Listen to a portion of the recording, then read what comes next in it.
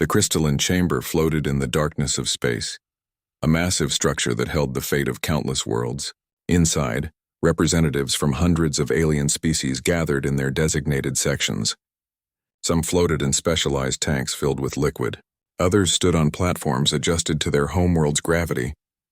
The air itself was filtered and divided into thousands of breathable zones, each one perfect for the species that occupied it. Taman stood in the human section, his dark suit pressed and formal. Beside him, Minji wore her military uniform, the medals on her chest catching the strange light that came from the chamber's walls.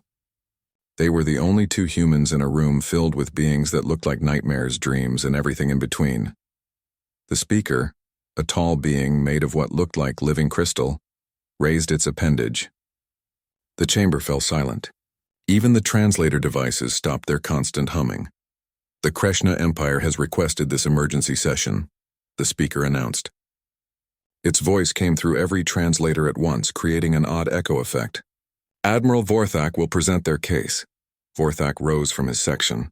He was massive, nearly 3 meters tall, with scales that shimmered green and black. His eyes were yellow and cold. He moved with the confidence of someone who had never lost a battle. Honored Council. Vorthak began, his voice deep and rumbling. The Krishna Empire has discovered a grave threat to galactic peace. The humans of Earth have been developing weapons of mass destruction in secret. We have evidence of nuclear arsenals, biological warfare programs, and experimental weapons that violate 17 different council treaties. Murmurs filled the chamber. Taman felt hundreds of eyes turned toward him. He kept his face calm, but his heart was racing. Vorthak continued, pulling up holographic displays that showed Earth's military installations. These primitive beings cannot be trusted with such power. They war among themselves constantly. Their history is written in blood. For the safety of the galaxy, the Krishna Empire will take control of Earth and ensure these weapons are destroyed. That's quite an accusation, Borman said, standing up in his section. The bear-like alien was easily twice Vorthak's size, with thick fur and small, intelligent eyes. You're talking about invading a council-protected world. Earth is not a council member, Vorthak replied smoothly. They have no protection under our laws. But they have observer status, Ilara clicked, her insectoid body twitching with agitation. And your evidence is circumstantial at best. Every spacefaring species has weapons. That's not a crime. Not just weapons, Vorthak insisted. Weapons designed specifically to kill. Weapons with no other purpose. These humans are dangerous. Taman stepped forward, requesting permission to speak. The speaker granted it with a gesture. Admiral Vorthak is correct about one thing, Taman said calmly. Humans do have weapons. We've never hidden that fact. But we've never used them against any other species. We've never attacked another world. We've followed every guideline the Council has set for us. You've had them for less than 50 years, Vorthak snapped. Give you time and you'll use them. Better to disarm you now while you're still weak. Weak? Minji said quietly, but her voice carried through the chamber.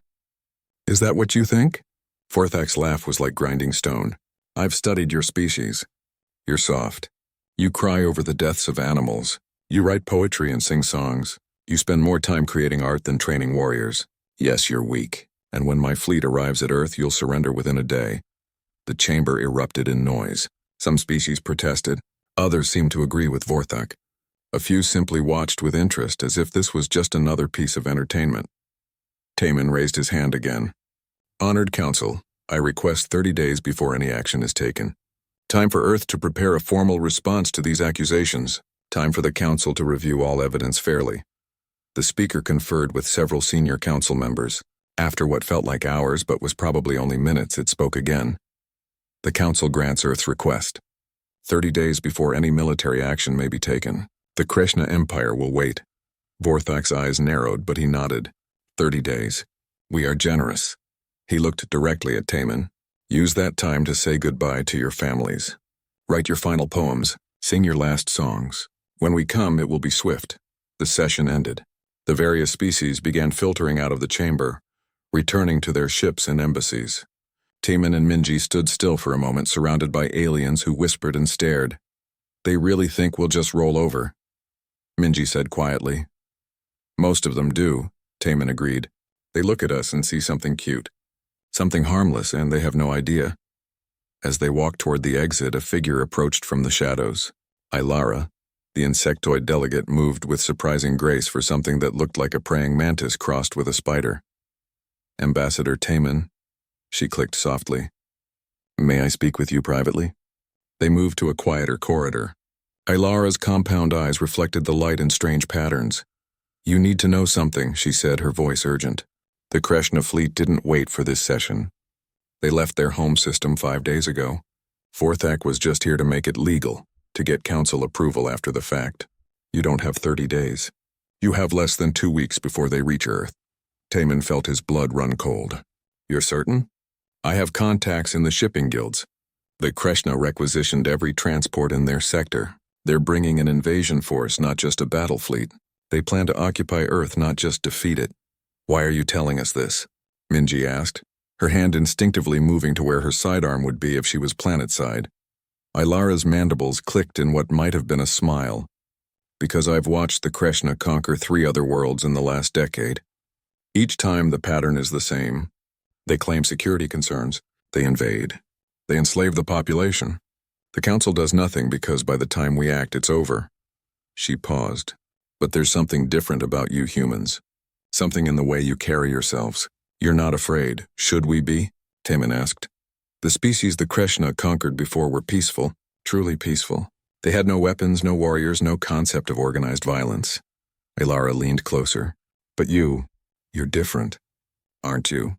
Minji smiled, and it wasn't a friendly expression. Very different. Good, Ilara said. The galaxy could use a surprise. Vorthak has grown too arrogant. The Kreshna Empire has become too bold. Perhaps it's time someone reminded them that teeth can be hidden behind a smile. They parted ways. Taman and Minji headed to their ship, a small diplomatic vessel that would take them back to Earth. As they boarded, Minji turned to Taman. Should we warn them about the timeline? They already know, Taman said quietly. Earth defense has been tracking that fleet since it left Kreshna space.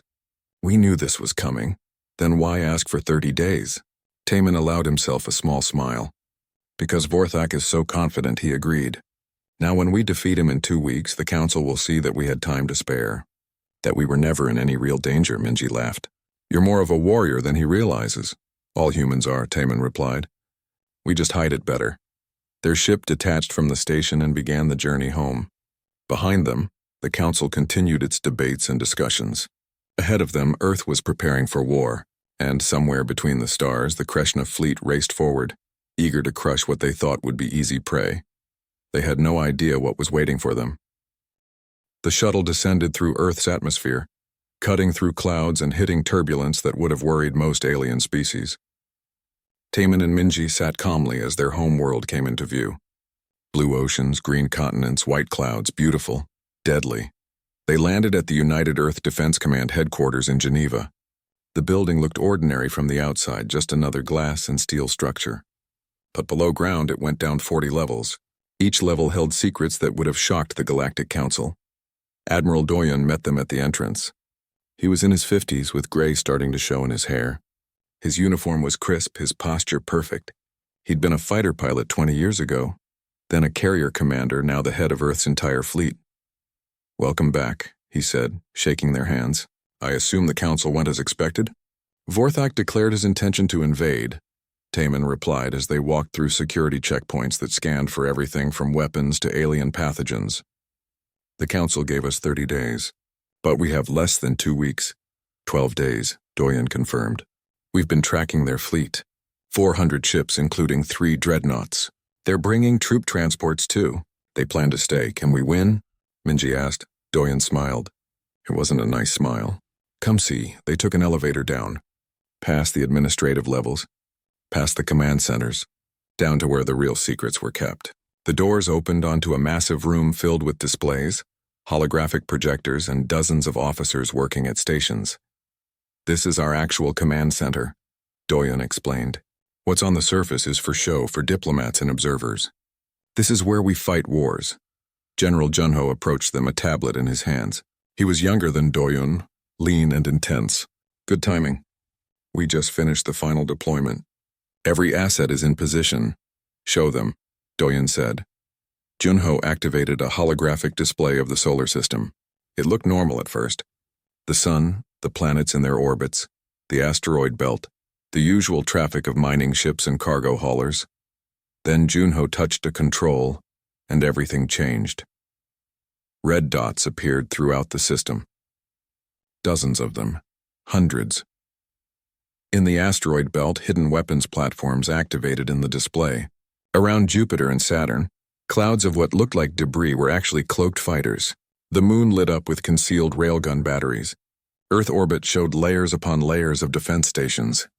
"We've been building this for 15 years, Junho explained. "Ever since we found the probe." "The probe?" Taemin asked. Doyen gestured and another display appeared. It showed footage of a strange object, clearly artificial, clearly ancient. 20 years ago, one of our deep space telescopes detected something in the Kuiper belt. We sent a mission to retrieve it. What we found changed everything. The footage showed scientists examining the probe. It was covered in symbols, warnings in a language that took years to translate.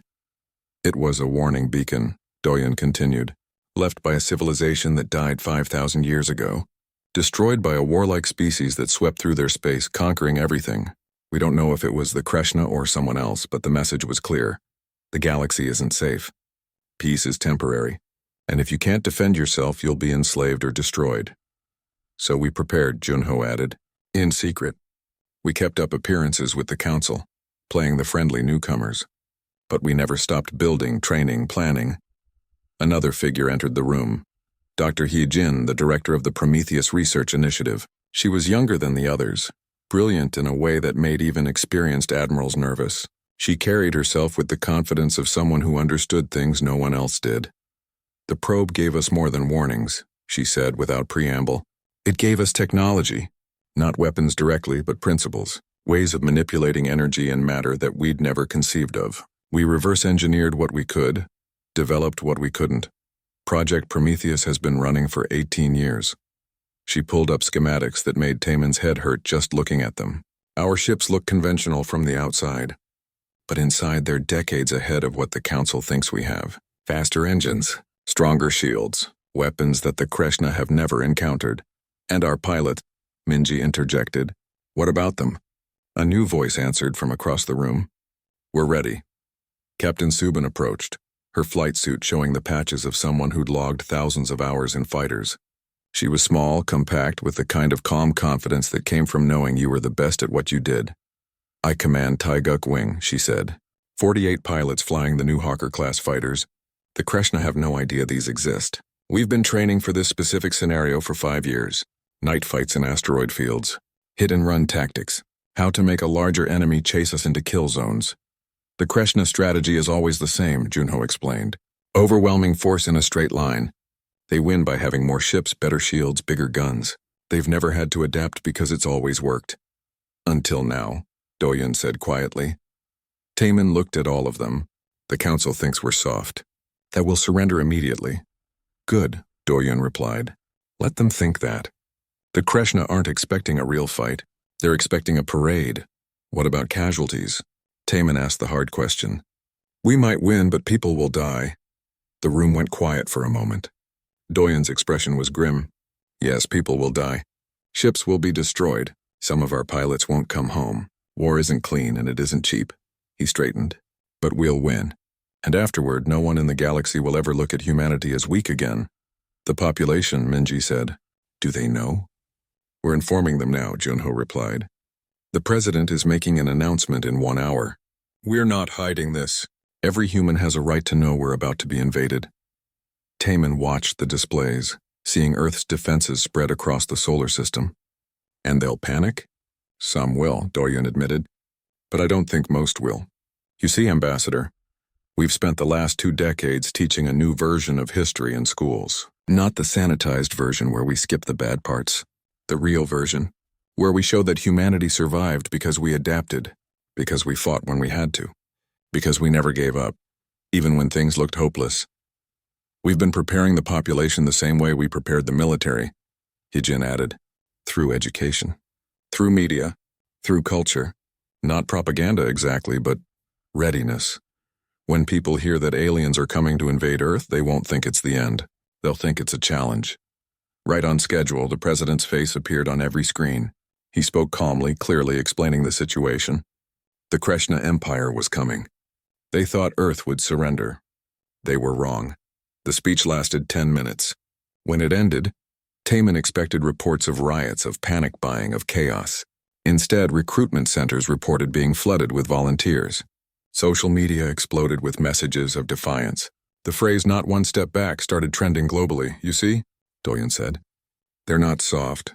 We're not soft. We're just civilized. There's a difference. The Krishna are about to learn that difference, Subin added, checking her watch. I need to brief my pilots. We launch in 6 hours, heading to the staging area near Saturn. As she left, Junho pulled up another display.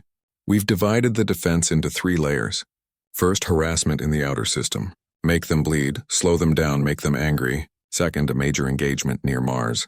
Show them we can fight toe-to-toe. Third, the last stand at Earth orbit, where they'll face our full strength. And if we lose? Taman asked. We won't, Doyen said firmly. Not because we're better than them. Not because we're stronger. But because they think they've already won. Arrogance is a weakness, Ambassador. And the Krishna are so arrogant they're blind.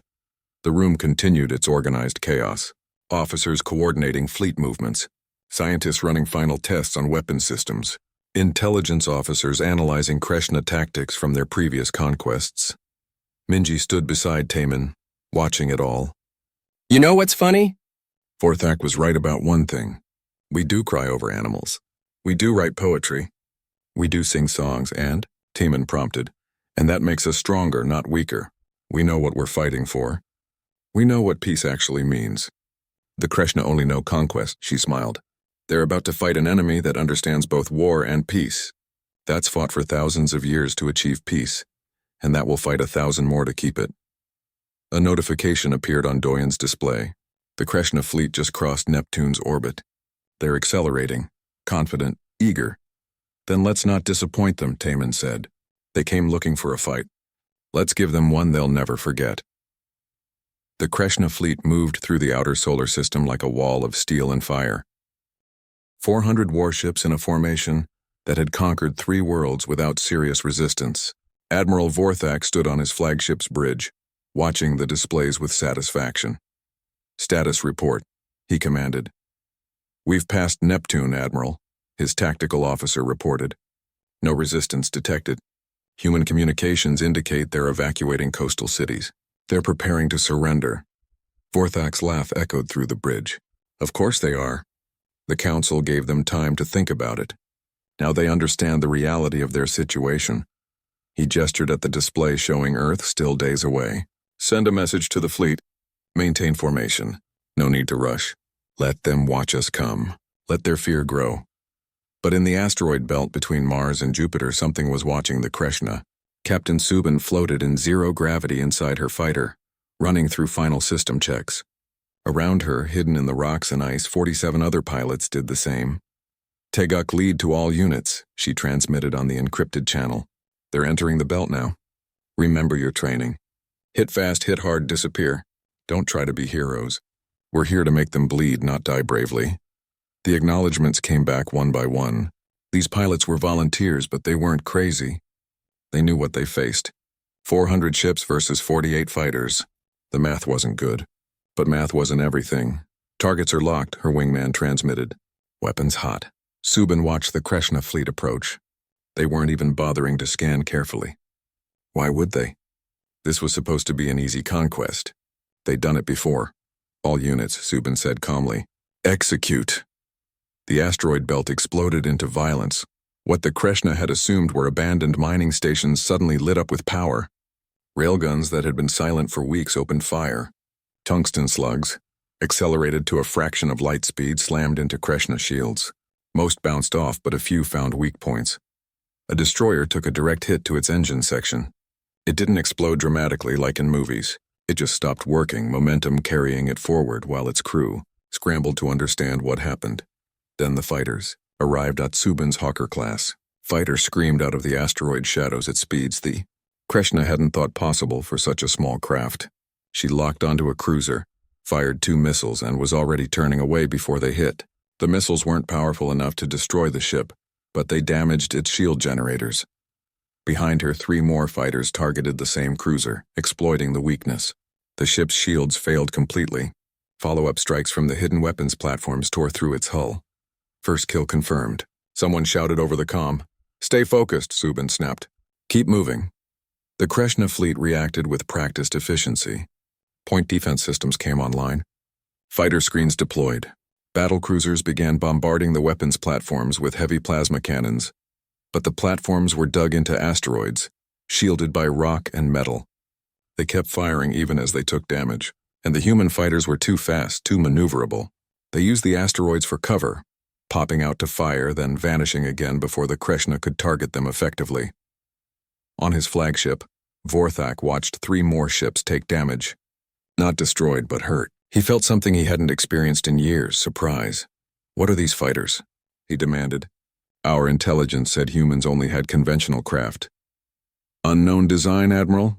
his tactical officer replied, fear creeping into his voice. "Their acceleration exceeds our projections by 40%, and they're using tactics we haven't seen before."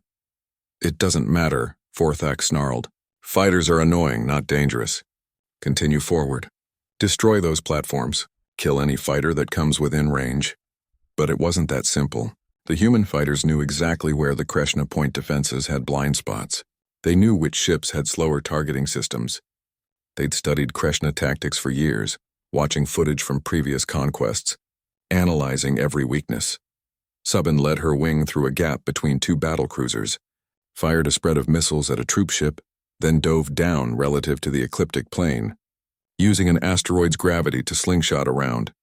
A Kreshna fighter tried to follow and crashed into the rock instead. "Teguk 3 is hit," a voice called out. "Engine damage, falling back." "Copy that, 3, Subin responded. "Make it home. Everyone else, pattern Delta." The fighters regrouped, reformed, and hit the Kreshna fleet from a new angle. It was like being stung by wasps. Each individual sting wasn't fatal, but they added up. And they were maddeningly hard to swat.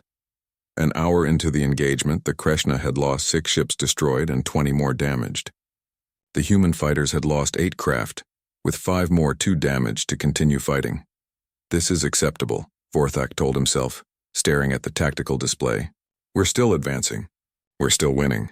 But his crews were rattled. These weren't supposed to be real warriors. These were supposed to be soft, peaceful, easy prey. The asteroid belt engagement lasted 3 hours before Subin called off her remaining fighters. They'd done their job. The Kreshna fleet continued forward, but it was bloodied and nervous. "Teguk lead to command," Subin transmitted as she guided her damaged fighter toward the rally point near Saturn. "Mission accomplished. They know they're in a fight now." At UEDC headquarters, Admiral Doyen watched the battle results with grim satisfaction. "Phase 1 complete. What's our status for Mars?" "The main fleet is in position," General Junho reported. 62 capital ships, 140 destroyers, support craft, and the orbital defense grid. "We're ready. And the Kreshna. They're regrouping. They'll reach Mars in 18 hours. Vorthak is sending angry transmissions demanding our surrender." Doyen smiled coldly. "Is he now?" "What's his offer?" "Unconditional surrender. Complete disarmament. Kreshna occupation forces to ensure compliance with galactic law." Junho paused. "He also says that resistance is futile and will only lead to unnecessary deaths." "Send a reply." "Tell him," Doyen thought for a moment. "Tell him to come and take it." 18 hours later, the Kreshna fleet approached Mars. They'd learned from the asteroid belt. Shields at maximum, fighters deployed in proper screens, sensors on full scan. No more surprises. But Mars itself was a surprise. The planet's orbital space was filled with human ships. Not hiding, not running, but waiting in battle formation. The Kreshna had expected the humans to defend Earth, not Mars. This didn't make sense tactically.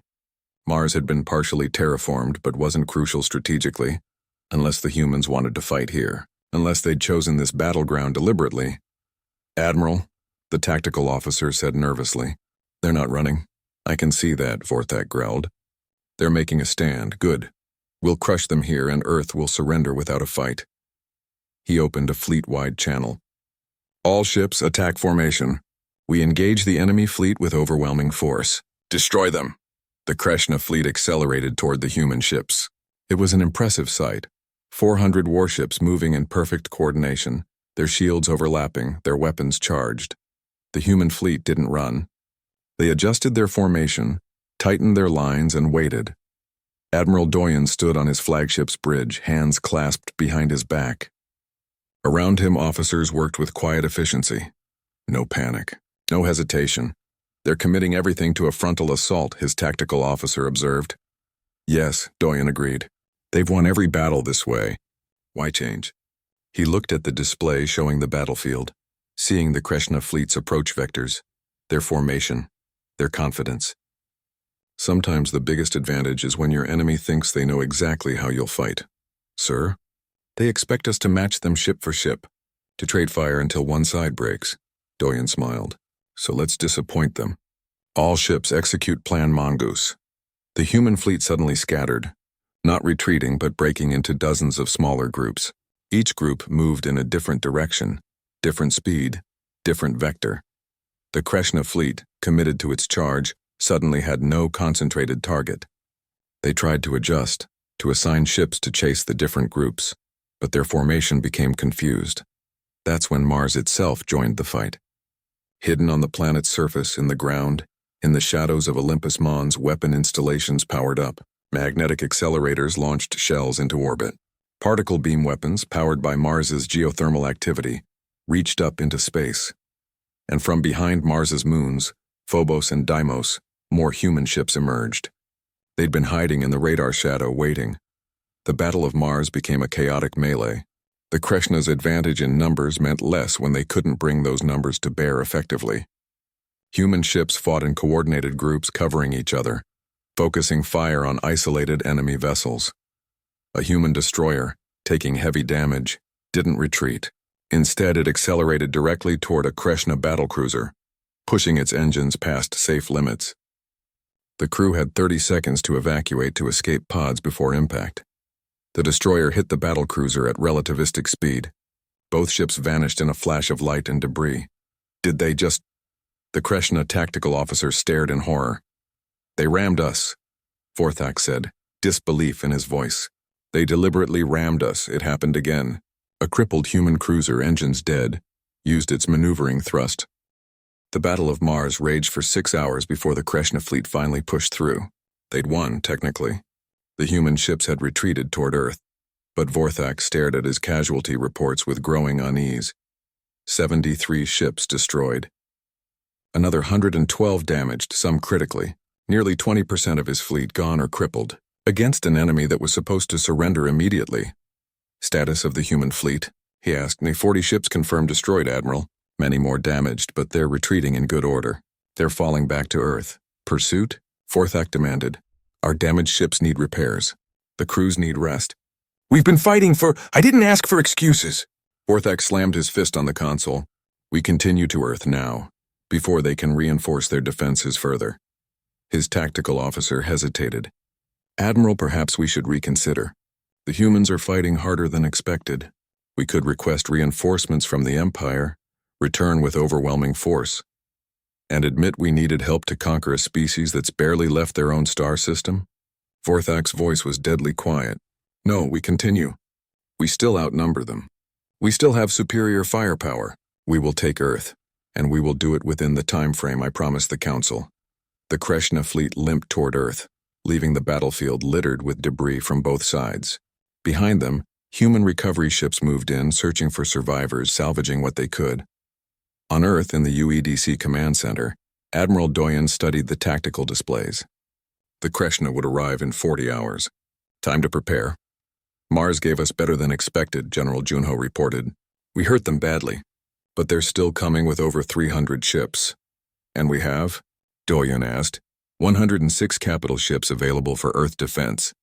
The orbital platforms, the lunar batteries, and every fighter we have left. Junho paused. It's going to be close. It always was, Doyen replied calmly. He looked at the display showing Earth, beautiful and blue and worth dying for. Get me Captain Subin. Subin appeared on the screen, her face showing exhaustion. She'd been flying and fighting for 2 days straight. Sir, how many fighters do you have operational? 31 from my wing. Another 70 from the other squadrons. We've been doing emergency repairs, cannibalizing damaged craft for parts. She rubbed her eyes. We're ready for one more fight. That's all we need, Doyen said. One more fight. The big one. Dr. Heejin entered the command center carrying a datapad. She looked excited, which was unusual given the circumstances. Admiral, the final tests are complete. Project Spear is ready. You're certain? Doyen asked. It will work? The theory is sound. We've tested it on derelict ships. It works, she smiled grimly. The Kreshna shields are designed to stop energy weapons and physical projectiles. But they've never encountered an electromagnetic pulse weapon of this magnitude. And our ships? Shielded. We've been preparing for this specifically. Our ships will be fine. Theirs won't. Junho leaned forward. That's our ace. That's how we win. Maybe, Doyen cautioned. If it works as designed. If we can get it into position. If the Kreshna don't realize what it is until too late. He looked at them both. We're gambling everything on this. We've been gambling since the Kreshna decided to attack, Heejin countered. At least this way the odds are in our favor. The next 40 hours were spent in frantic preparation. Ships were repaired as much as possible. Ammunition was distributed. Crews were rotated through for a few hours of rest. Messages were sent to loved ones just in case. On the moon, in the hidden military bases beneath the surface, railgun crews ran through their firing solutions over and over. Each gun was kilometers long, using magnetic acceleration to launch projectiles at velocities that could punch through almost any shield with enough hits. In Earth orbit, the defense platforms that looked like ordinary space stations revealed their true nature. Weapons ports opened, shield generators powered up. Each platform was essentially a small warship, armed and dangerous. And on Earth itself, every major city had civil defense protocols active. Shelters were opened. Emergency supplies were distributed. But there was no panic. People went about their preparations with grim determination. If the Kreshna made it through the orbital defenses, they'd face a planet where every human knew how to fight. Captain Subin briefed her pilots one final time. They gathered in the hangar bay looking at their fighters. Some of the craft were barely flight-worthy, held together with welds and hope. This is it, Subin said simply. Everything we've trained for. Everything we've prepared for. In a few hours, the Kreshna fleet will arrive. They think they're going to conquer Earth. They think we're going to surrender. She smiled. Let's show them how wrong they are. The pilots cheered. Not loudly, not dramatically, just a quiet acknowledgement. They knew what was coming. They were ready. When the Kreshna fleet dropped out of faster-than-light travel at the edge of Earth's orbital space, they saw what looked like a standard defensive formation. Ships in a line, platforms in supporting positions, the moon in the background looking peaceful and barren. Finally, Vorthak said, the last battle. After this, Earth surrenders and we can go home. He looked at his tired crew.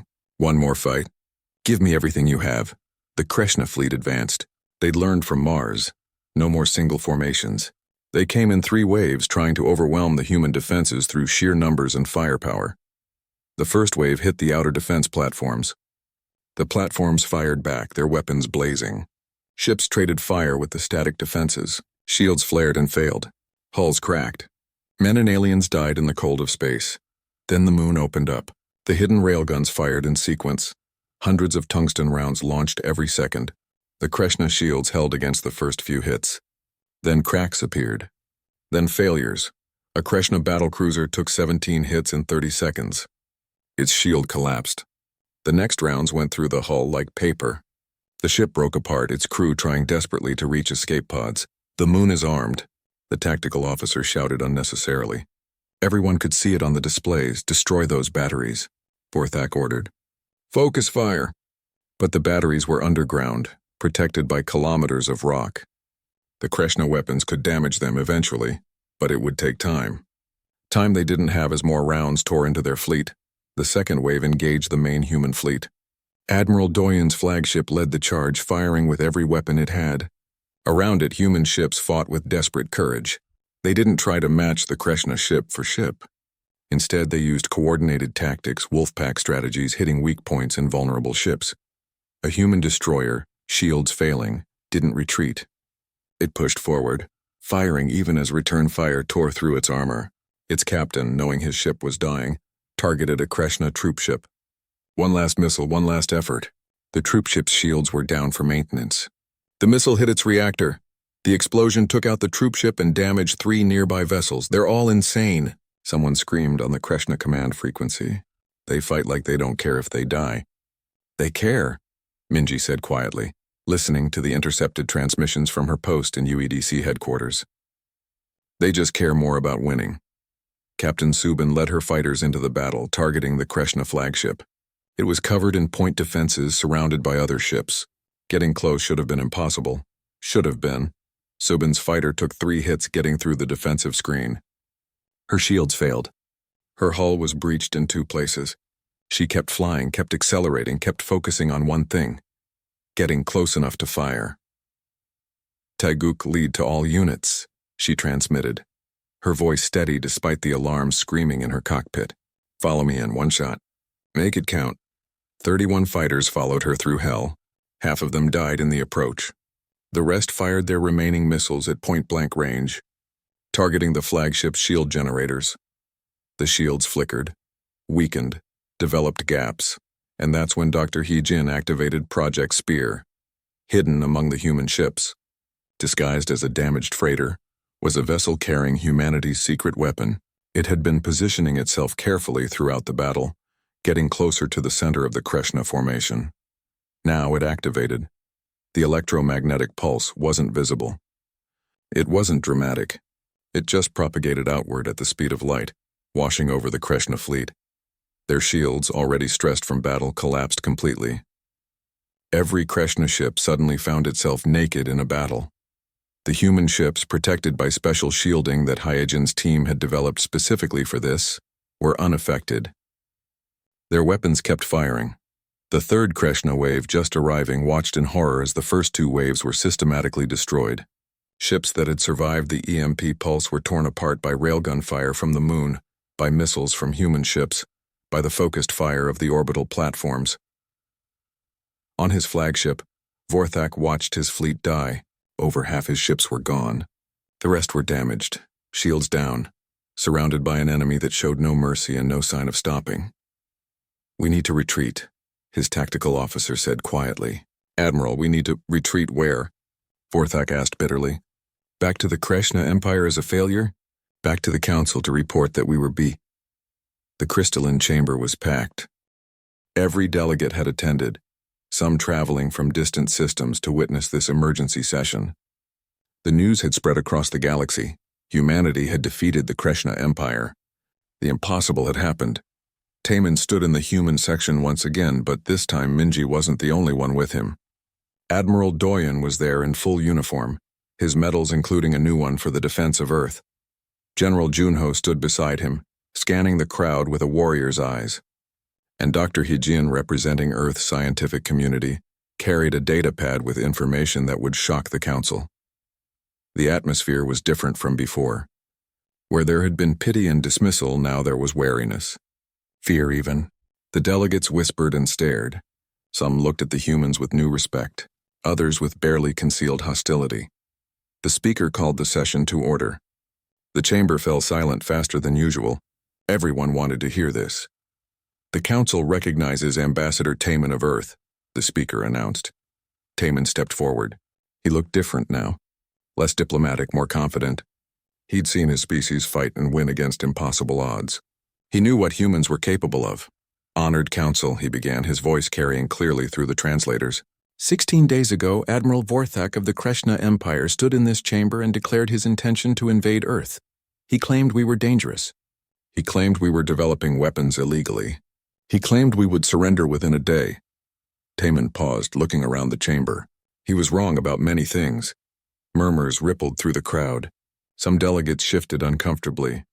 The Kreshna fleet attacked Earth without provocation and without legal justification. They invaded our space, attacked our ships, and attempted to conquer our world. Under galactic law, this is an act of war, an illegal war. They claimed they had evidence of weapons violations, a delegate called out.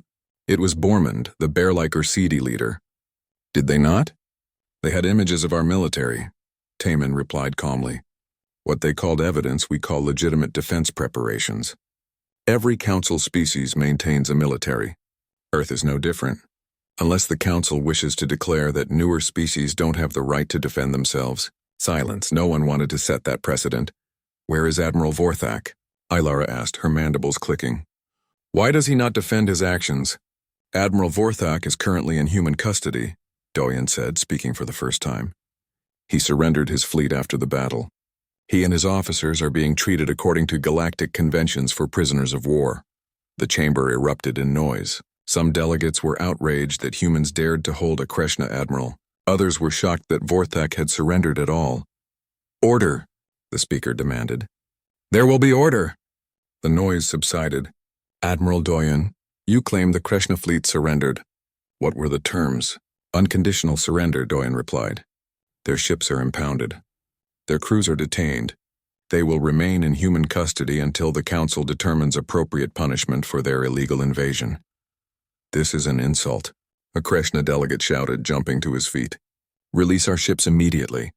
The Kreshna Empire will not tolerate this." "Then perhaps the Kreshna Empire should not have attacked us," Minji said coldly. "You started this war. We finished it." The Kreshna delegate sputtered with rage, but several other delegates were nodding.